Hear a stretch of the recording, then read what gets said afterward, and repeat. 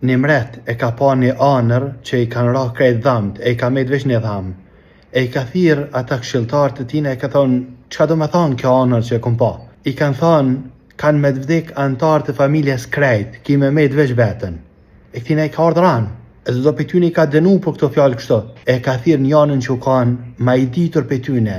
E kur ka shkua i ka thonë, anëra do me thonë që ti ki më rnu mas gati prej antarëve të familjes.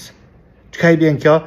I bjen kanë me të vdik krejt, ki me met vetën. Veç se forma që shja ka thonë, u kanë e mirë, u kanë e logjikshme, u kanë e zgjedhur.